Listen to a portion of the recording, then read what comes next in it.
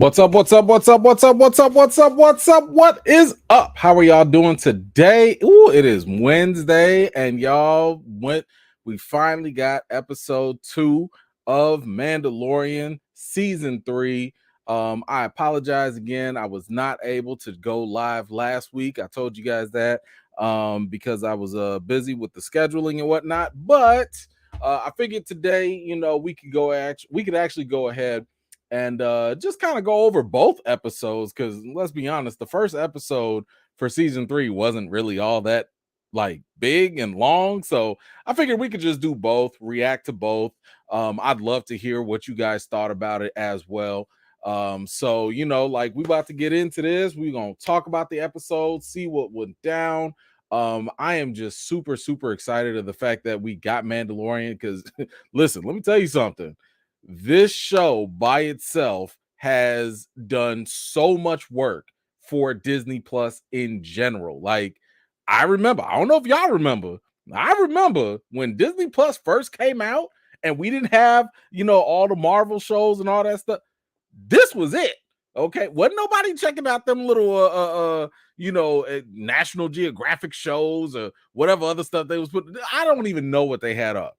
This was everything. This was the way. So I am so happy that we are getting this back.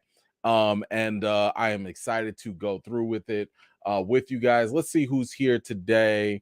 We got Dexter Reason. What's going on? Thank you so much, man, for being here. Joy, how you doing? Thank you for being here as well. My man, Mr. Hughes. Hello, sir. Good to see you. Yes, I agree with that as well. Corey, what's up? How are you? Good to see you. Shauna, hello. Good to see you. Yes, by the way, first of all, shout out to the replay gang. Second of all, Kane gang all day. But yes, we are going to go through all the spoilers for the first and the second episode. So please, spoiler alert, if you have not seen the episode, go on, get out of here. This is not what you want to see. But if you are watching on the replay, I'm assuming that you have watched it, and you just want to go ahead and share your thoughts and opinions and listen in, and check out the chat as well. So thank you so much, Shauna, and enjoy the replay. Let's see, we got Ms. Harper. Okay, that's all good. I know you haven't seen it yet. That's all good. You catch it on the replay. That is all good. Thank you so much for being here either way. Rhonda, thank you so much. Yep. Hey, look, take your time. Go on, get out of here. The video's still gonna be up. You can come back, check it out. That is totally fine by me. Let's see. We got my man, Just My Opinion Reviews, is here as well. Thank you, brother, for being here. I appreciate you. Y'all make sure y'all go subscribe to his channel as well. You can actually do that by going to my favorite channel list, and you will find him along with other creators that you should definitely be checking out. Treese is here as well. Thank you so much. First of all, Mando's theme song always goes hard. Like, always. It always slaps. It always goes hard in the paint. Like, when that comes on, I'm in there and I love it. But thank you so much for being here. Derek, my man, what's going on, sir? Thank you for being here as well. Phil Roy, hello. Good to see you. Beautiful Soul, hello. Good to see you too. Thank you. There we go. My man Eric Shaw is here. Good to see you, man. How are you? Lou, what's going on? Thank you so much. Cal Payne, hello. Good to see you. And shout out to everybody that's able to make it out or coming in a little later. I appreciate you guys either way. Oh, Rhonda, you don't even care about the spoil. Okay. Hey, look, as long as y'all are aware, then I'm not going to be mad. It's going to be fine. So, I don't want nobody complaining. That's all. So anyway, let's kind of go through the first episode. The first episode, like I said, it was kind of light, you know what I'm saying? But like, I feel like at this point, because of what the Mandalorian has already delivered, right? I mean, think about this. You had a great introductory first season, right?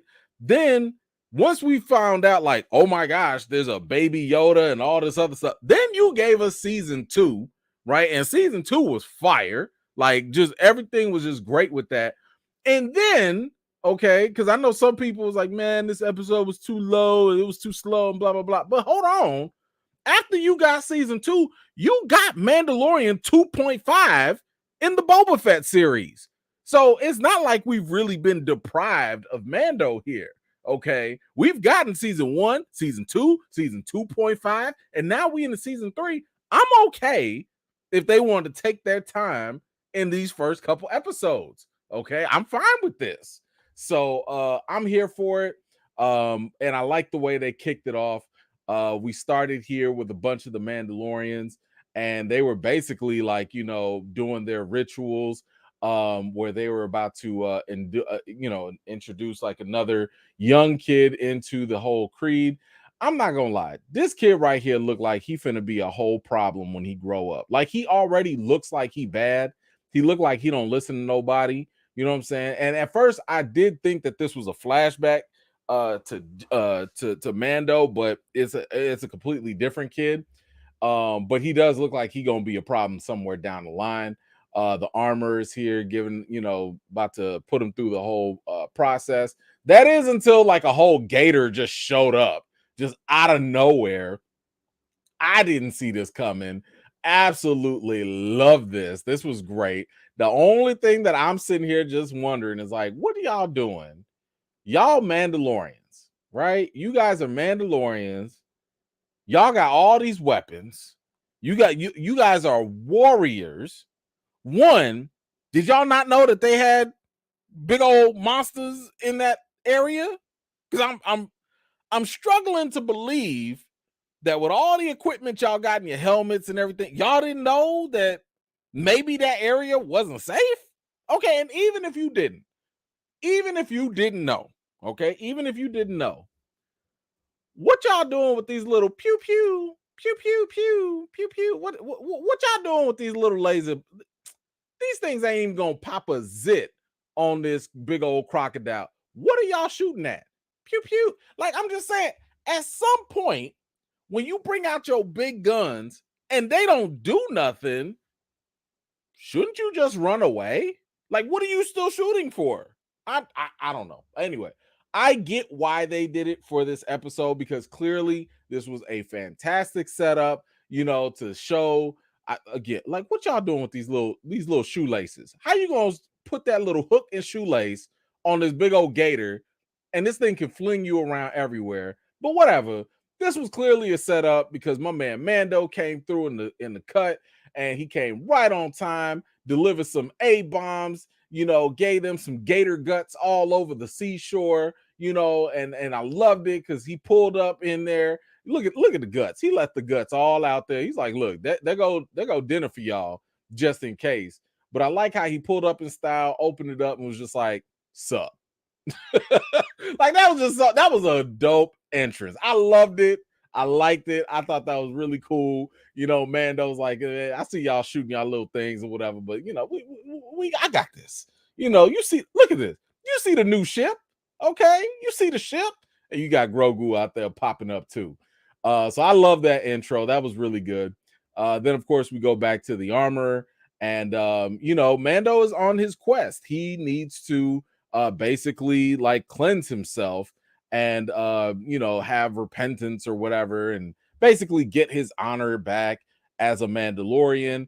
But the biggest problem now is, well, Mandalore, the planet, is jacked up. Like, it's toxic, it's been messed up, the mines are all these bad things have happened, and nobody can go there. At least that's what they believe. But Mando was like, nah, not really, because if you look right here, the Jawas gave me this little thing. It's got an inscription from Mandalore, which means if the Jawas can get it from there, that means somebody was able to go on the planet and get something from there. So I should be able to go there and get my redemption, etc., etc. So, the armor was like, all right, cool. Like, if you think you can go do that, do your thing. So Mando goes out, and I like this scene for two reasons. One, you got Mando, obviously he is now bonded to Grogu. Grogu is bonded now to Mando. You have the whole father-son dynamic that's here. And it is definitely something that is going to be a prominent theme somewhere down the line in this. Now I have concerns about this.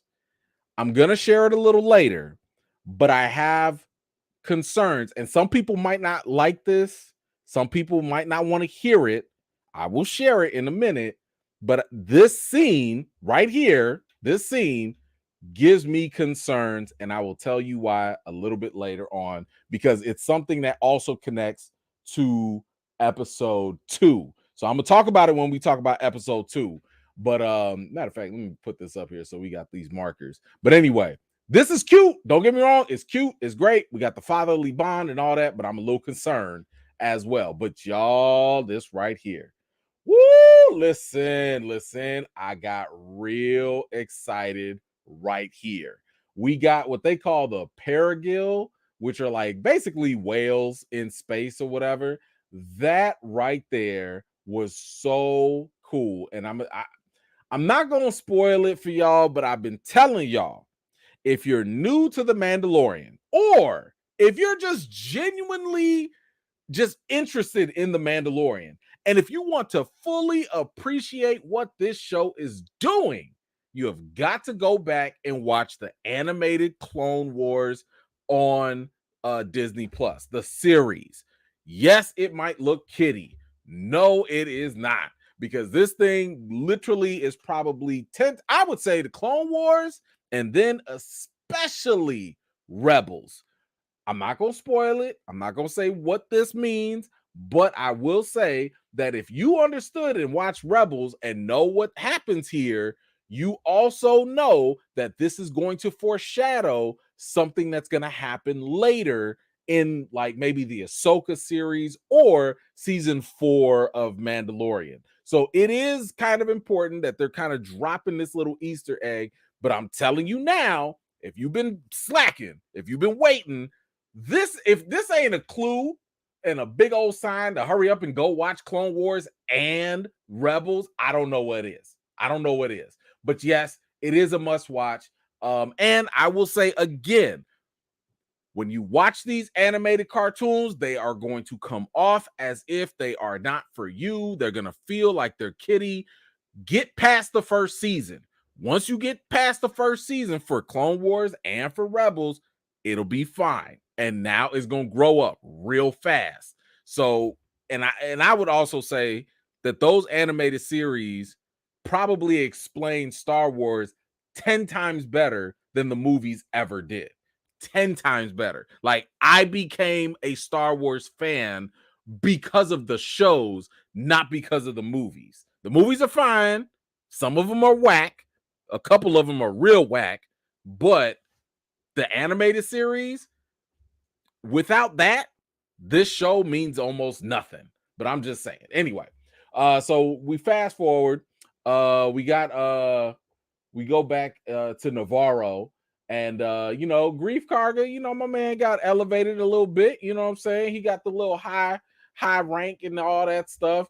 And yes, in case y'all, I don't know if y'all didn't know this, but Gina Carano's character, she got, I don't want to say she got canceled, but she had some thoughts that she put out there, and she just didn't get renewed. She didn't get fired. They just didn't renew her contract, and her character still exists. They just said she moved over there, and that's it. So, yeah. Anyway, I'm not losing no sleep over where she's at, but Grief Karga, good old Carl Weathers, he at least he moved up. He got his little promotion and he running things. But unfortunately, every time things get settled, there's always going to be some trouble. And now we got some space pirates that are sitting here for whatever reason. They want to go have a drink in this bar. Well, it's no longer a bar. It's now a school. But they like, nah, we want to go have a drink in there. And Grief is like, look, I'll give you a drink. Let's go do it in my office. They like, nah, son, we want to do this right here in this school right now. Pour up that hen. We don't care. We want shots. Mando's like, hold on, man. We got a problem over here? Like, what is y'all problem, huh? Because, we could solve this right now. And they just shoot them all up. Which I loved. I was just like, I love that. Get your nice little standoff Mando, you see, look how cool Mando be snapping. Mando would just be like, I can handle all y'all in like no time flat, But anyway, Mando is now set. If y'all recall, my goodness, at the end of season 1, we had probably one of the best performances for an android that we've ever seen in Star Wars. Where you had my man, he was acting like a Terminator with his thumbs up and everything when he died in the lava. But they were able to salvage his parts. And Mando's like, look, I need my droid back because, if I'm going to Mandalore, I need him to help and, basically check out the terrain and all that. So they try to put them back together. These little things, they fun. I know I see Disney out here trying to sell the merchandise and trying to get them out there, but they basically were like, look, we can't really fix them because we're missing parts. And one of the main parts that they needed was his memory chip or whatever, and that just was not working. So like without that memory chip, he just defaulted and he was just like, oh yeah, I gotta go kill that little baby. And he tried to kill Grogu, and they had to put him down again. So they're like, all right, cool, we gonna dip out and we gonna leave. And once again, okay, look, I'm leaving y'all these hints. Once again, you see Mando, and what is he doing with Grogu right now as they leave to find new parts? He is helping Grogu and showing him little things here and there, showing him how the ship works and all that. So keep that in mind. Keep that in mind. And as he's doing that, unfortunately, here come the pirates again. The pirates are doing their thing, but of course, Mando's gonna make that. That's light work for Mando. That's nothing, So he shows them up, he takes them all out, and that's it. But now he's got to go meet up with somebody who could help him when he goes to Mandalore, and that is none other than Bo-Katan. Now, I just have one question. What does she do here? Like, I've always wondered this whenever I see people that are like, kings or queens or whatever. I'm like, this look boring as hell. Y'all ain't got no TVs. Y'all ain't got like nobody like performing or nothing. Y'all just sit there all day. You don't even know if somebody gonna show up or not. And you just sit there all day. Nah, I couldn't be king or queen. Nah, I couldn't be a king out there. I'd be like, look, call me when somebody show up. Then I'll go out there. I ain't finna just be sitting on. Look at this. Look at this. Hold on. Ain't no cushion on this. Oh, wait, is it a cushion? Actually, it is a cushion. I'm wrong. Yeah, but I'm just saying, it just look weird to me. But anyway, that was it. Right? So, Mando goes up to her and he's like, yo, I'm about to go to Mandalore. And she's like, good luck. That place is messed up. Like you ain't gonna find nothing there. So, and that's where the episode ends. So I thought that was actually a pretty solid first episode. I liked it. It was a nice little introduction back into the fold for the Mandalorian. So right now, what I'd like to hear from you guys is, what did you think about the first episode on a scale from 1 to 10? While you guys are answering that, let me grab this real quick. My man Christopher, thank you so much, man. Appreciate you. The pirate that plays Vane also plays George the Demon on Evil. Get out of here. Really? Oh, that's dope. Damn. Oh, man. Thank you for that. I just finished season 3 of Evil. So that's actually kind of cool because I just saw George pop up again. So that's kind of interesting. Thank you for that. Thank you. That's dope. So yeah, let me see what y'all thinking about the episode. Let's see. Good action, good startup. It felt like it kind of dragged a little bit in the beginning. I'm like, you real insistent on the whole Android thing. Felt a little fillerish, just a little. Yeah, I might give it a 7.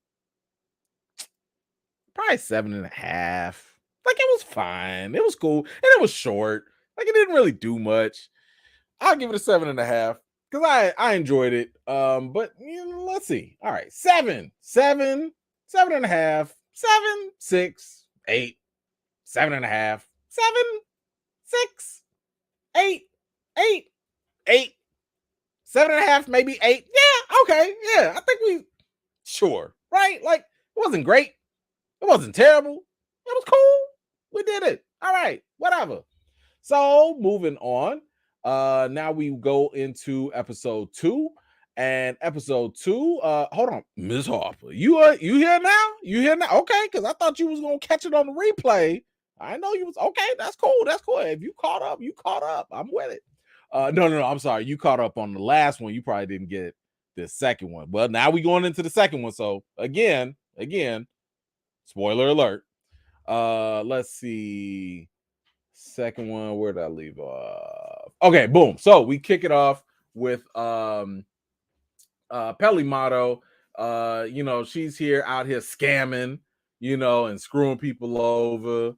She's got she's got this alien's speedster car or whatever, spaceship, and trying to talk about like repairing it, but of course she's stealing the parts with the Jawas and repainting them just to resell them back and to fix it back up. So she's clearly on some shicey stuff. Mando comes in. Hold on, what do we get? Oh yeah, okay. So Mando shows up. Grogu's out here doing some force flips, and he was like, "Look, I need parts for my android." She was like, "That ain't finna happen, but you can have this janky one right here. This I think it's an R5 or whatever." She was like, "Look, you can have this R5 droid. Like, have fun with this, And he was like, "Man, I don't want that." She gave him a discount, $5 holla. Was like, "Look, you take it half off." He takes it, whatever. All right, cool. So they dip off, they leave, and once again, and this is what I wanted to talk to y'all about. No, I'm gonna wait for one more. I'm sorry. Just notice Mando is teaching him how to use the map. He's teaching him how to, find his way around. He's teaching him how to basically, the ways of a Mandalorian, right? He's like, "Look, you got to know this planet. You got to know this. You got to know that. So you never get lost, right?" Okay, cool. I'm telling you again, I don't like this. But we'll get back to that in a sec. So he sends out the droid to go check out the place. The droid falls off the radar. Now Mando's like, "All right, well, I don't know what a droid is. He was stupid anyway. Let me go find the droid." He goes in, and unfortunately, he finds a whole bunch of, what do they call it, Alamites or something like that? These Alamite creatures that were living in the mines. And Mando had to bust out the dark saber, and that sucker was heavy. That was a heavy sword. He was not able to lift it up, but he was able to still defeat these Alamite creatures nevertheless. But of course, this is purposefully shown to us because we saw this last season where Mando got the dark saber, but the more he trained with it, the more heavy it became. Now, one of the reasons that was given to us as to why it was so heavy is because he wasn't focused, right? And if you watch Rebels, when they do talk about the dark saber, because again, go watch Rebels, that's the same thing that was taught, that was explained as well. If your mind is clouded and all that stuff, you can't really focus on this thing, and it gets real heavy, but again, he got done with him and took him out. Then of course they come back, they find out that the air is fine, they can breathe. So now he starts to go into the mines. He's finding like the helmets of like dead Mandalorians, and clearly like that had to do that kind of damage on like a their type of armor and stuff, the Beskar armor. So this is clearly a sign that like whatever was down here was a problem. And boom, we find out that it's like this cyborg alien creature thing that ends up taking Mando captive and knocks him out as well. So we go on, and y'all, I gotta say, this right here, next to General Grievous, this has to be one of the most unique looking things I've seen from Star Wars in a long time in terms of like a villain, right? It's not a major villain, but I'm sitting here looking at this thing disgusted. It's only a floating eyeball. or whatever. And it's like I don't even really know how to explain this thing, but all I know is, this spider eye creature thing or whatever, I loved it. Like, this was a legit villain looking evil. Love the creativity with it. Again, it did remind me of General Grievous, just being more machine than like organic or whatever. And apparently this thing was like trying to like suck some sort, I guess, blood out of Mando. Now, I don't know if it drinks the blood or what it does or whatever, but hey, it was doing that. Grogu tried to like free him up, but unfortunately he couldn't really get Mando free in time, so he had to dip out. My man was cruising in his little hover ship. Even had like these little, I don't know, were those little dragons or something? I don't know. Alien dragons were out there trying to catch him. He even ran into the Alamites, made them light work. It's like, bro, I'm a whole Jedi. Get out my face. And then he goes back to Bo-Katan. How? Because of what Mando taught him, right?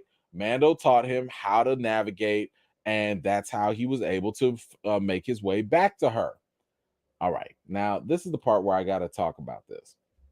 Actually, first of all, let me grab this comment and then I'm going to get there.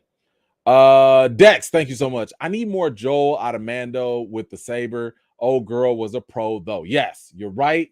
But I think that's intentional, and we will get to that in just a second. So hold that thought. Here's why I'm a little nervous.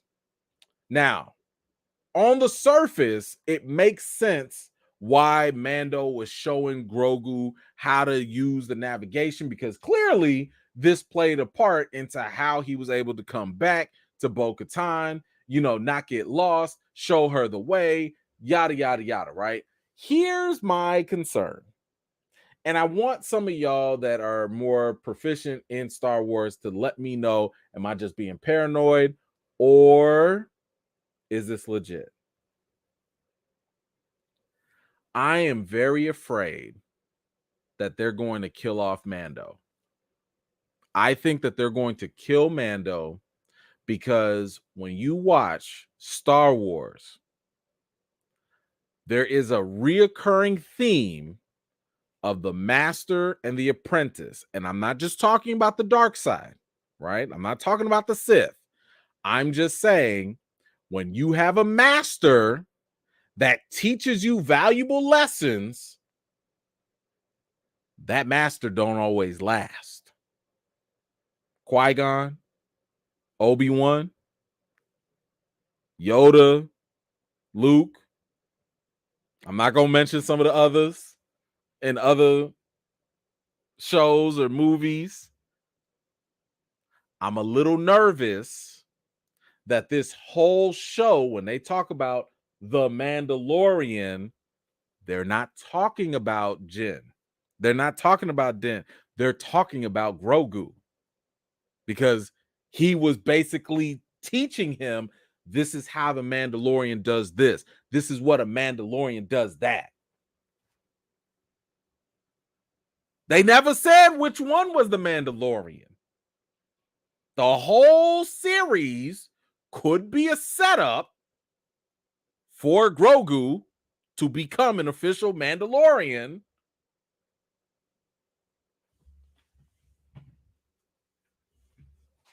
Okay, listen. If it's not, maybe I'm tweaking. I'm just saying, every time I've seen Star Wars and I see somebody on the good side train somebody else, it don't end up very well for them.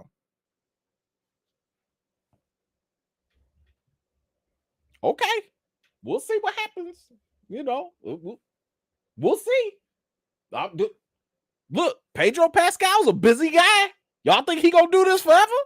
You can have Grogu do this for a long time. My man's only 50 and he just learned his first word. Okay. Anywho, I'm just gonna, y'all don't have to believe it. I'm just saying, I seen the patterns, and it's got me a little concerned. Anywho, so Bo-Katan comes back. She's going to go save Mando. And I just love the fact that they got her helmet so well done here.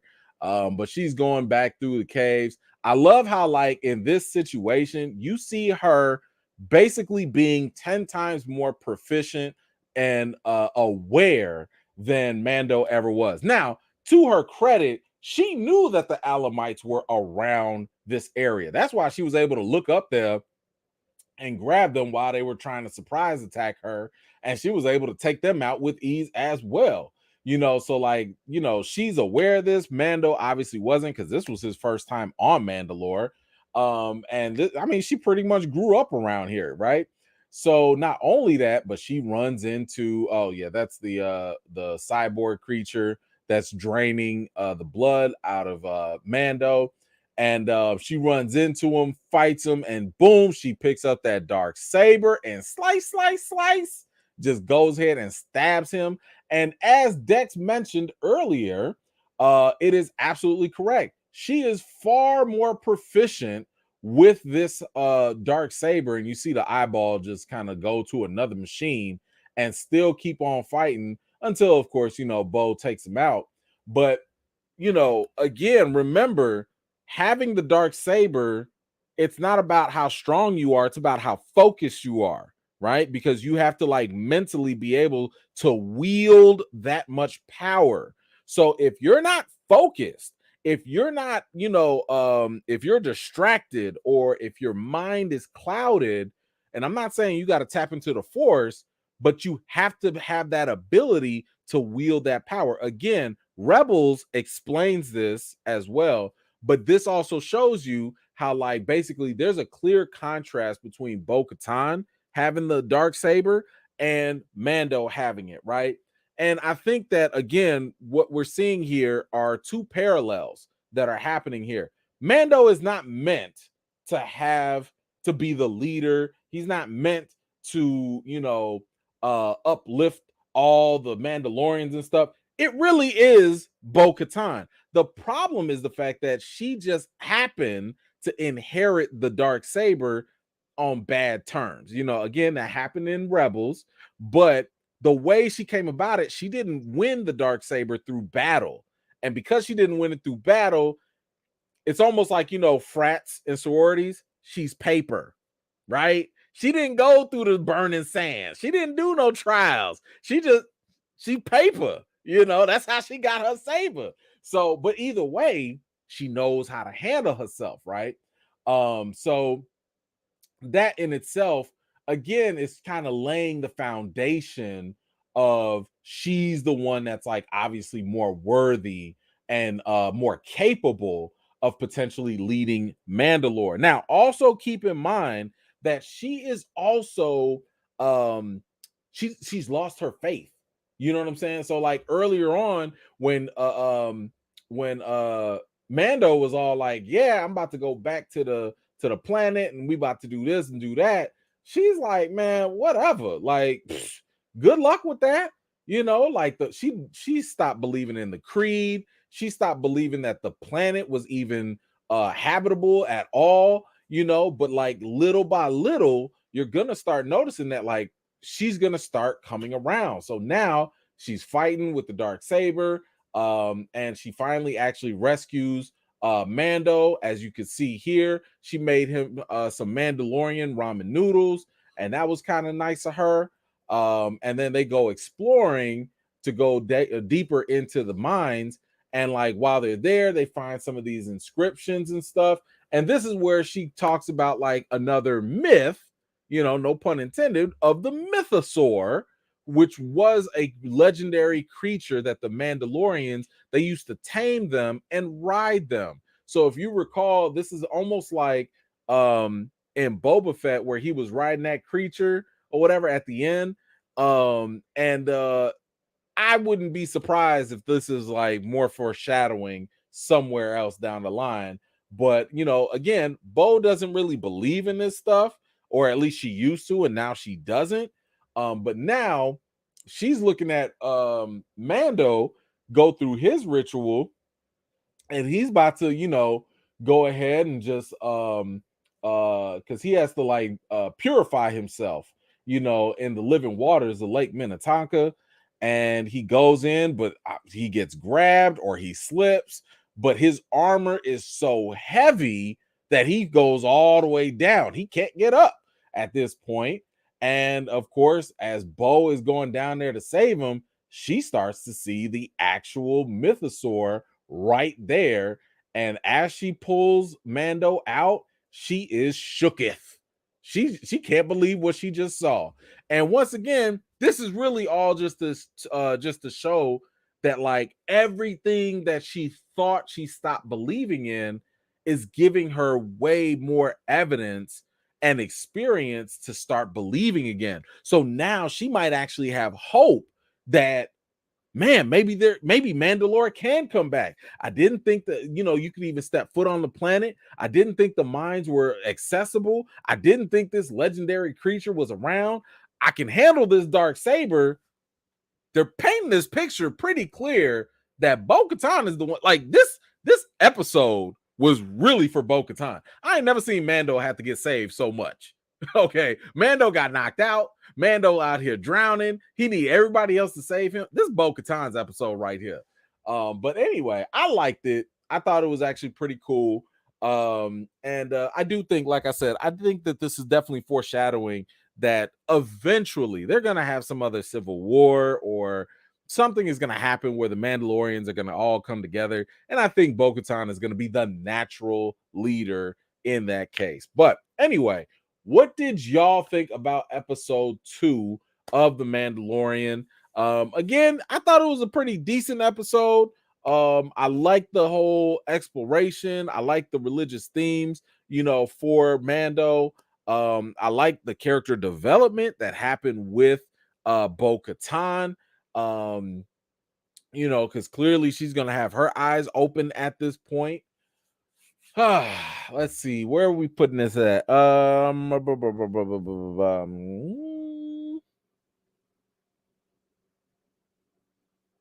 think I'm gonna give it a 7.5. I'm gonna give it another 7.5. I liked it. I liked it. It gave me what I wanted. It's not gonna be, we're still in the beginning phase right now, so I'm not expecting them to turn things up like that quickly. So yeah, I'll give it a 7.5. But let's see where y'all land on it. Let's see. We got a 8, 7, 7, 8, 8.5. Okay, solid 8. Okay. First half was a 5. Second was a 7. Okay. 8. All right. 7, 8. Okay. All right.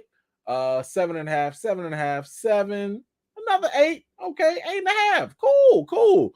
My man Super Bowl. Bo was a beast. Bo out here saving the day. There you go, Bo. Facts. That's it. 8.5, 8.3, and an 8. I love it. And thank you so much for that, Bo. I appreciate you. But yeah, like I said, this was definitely Bo's episode. And that's great that they're gonna build her up. I really hope they bring back Sasha Banks' character. She didn't have enough lines for me, but anyway, we'll see if that happens.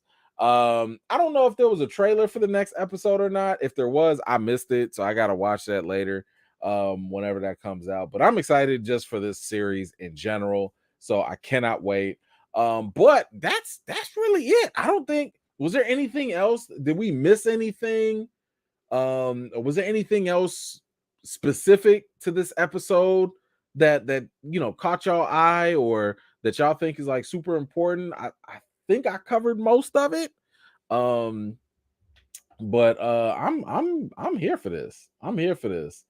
And keep in mind, season 4 is already written, which to me means that they already know this one's gonna be fire and they down. I love it. I'm here for it. But anyway, if y'all don't have anything else, I think we could wrap this sucker up, and we will. Yeah, I think we're good.